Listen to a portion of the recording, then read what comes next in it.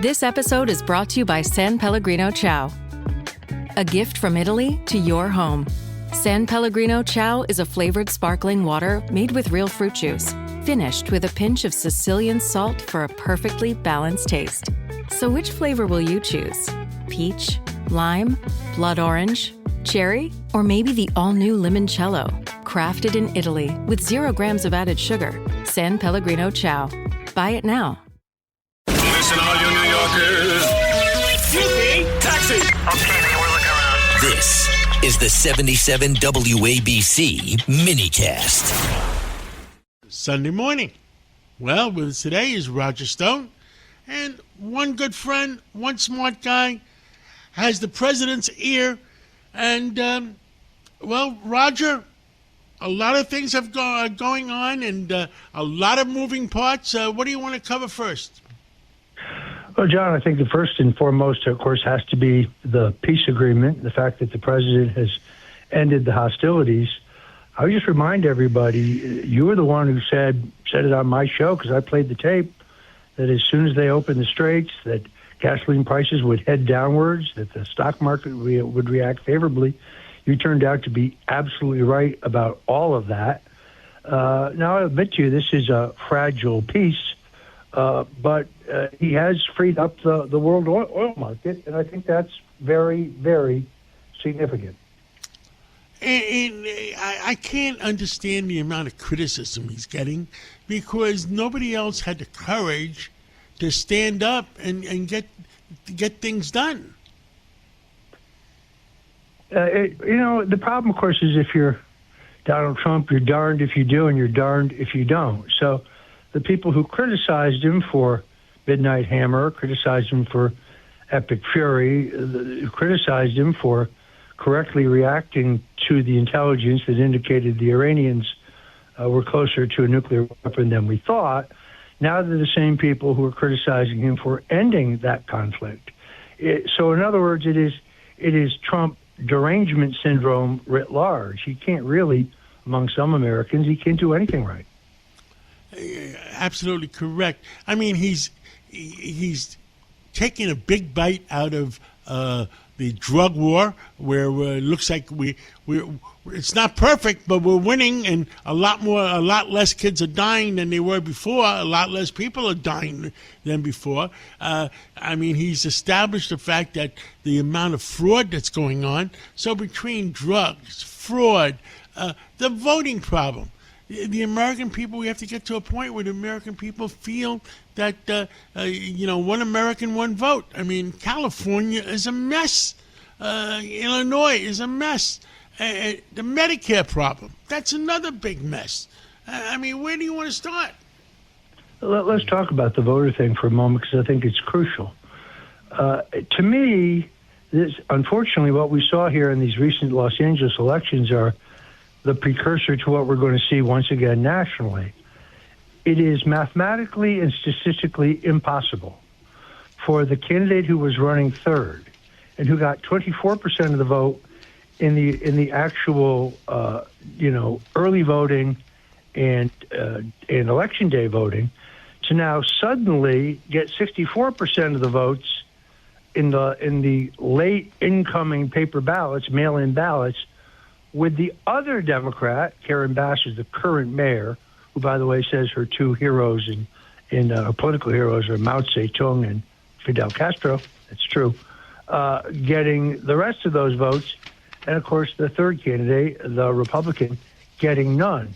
Mathematicians and statisticians I've talked to tell me this is numerically and mathematically impossible, therefore a giant indicator of fraud. Look, I think you and I both agree. Mail-in voting is a bad idea. Before he fell out with Donald Trump, Attorney General Bill Barr, in an epic interview with Wolf Blitzer on CNN, said correctly, it's an open invitation for voter fraud. We need to return to the way elections were, John, when you and I were growing up. One man, one person, one vote. In a machine that's not an electronic. It can be an old-fashioned machine, but not one that is interconnected to other machines or to one central server. If it's connected to the internet, I have a serious problem because once it's connected to the internet, anything can happen. Yes, it can be easily manipulated. Now, if the French can count 38 million paper ballots on Election Day, the French, you can't tell me that we can't do that. Of course we can do that. And until we do return to the Election Day being exactly that, and Election Day, that's the end. All votes are counted by Election Day. Absentee ballots, yes. If you have a legitimate reason to be absent, because let's say you're in the military or you have a legitimate work purpose and therefore you can't be in your hometown on Election Day. But other than that, we need to go back to the way it was. One person, one vote, paper ballot, all on one day, no mail-ins, and no electronic voting machines that are interconnected to the internet. Well, I mean, are we going to be able to get there? It's pretty amazing to me that the SAVE Act, which the president has renamed the Save America Act, is having trouble getting that through the Senate because I keep hearing that it's controversial. And then you look at it, it only says two things. One, you have to be a U.S. citizen to vote in a federal election. That does not seem controversial to me. That seems like common sense. And two, you need a photo ID in order to vote. Well, you need a photo ID to get on an airplane. You need a photo ID to buy a six-pack of beer. You need a photo ID to buy a pack of cigarettes. You need a photo ID in order to, say, apply for welfare. Why would it not make sense to have a photo ID to vote? I'm sorry, but I don't find that racist. In fact, what I find racist is the implication that people of color are incapable of getting a photo ID because, of course, they're not. Yet, I do think there's 50 votes for it in the Senate, but the Senate leadership won't post it for a vote until there are 60 votes for cloture, which as of today is not going to happen.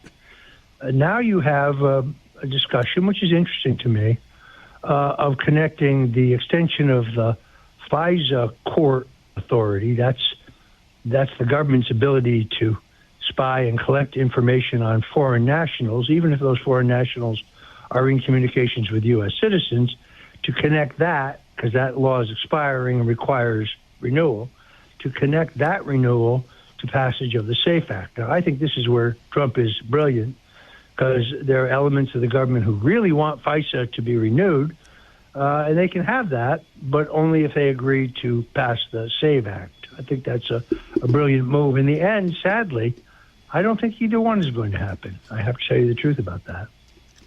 Well, Roger Stone, on a Sunday morning, it's good to review all the things that we're all upset about and what needs to be fixed.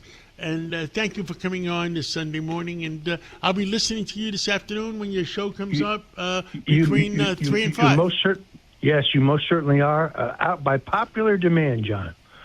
My mother's recipe for stuffed cabbage, Hungarian stuffed cabbage, today on the Roger Stone Show from 3 to 5, right here at 77 WABC.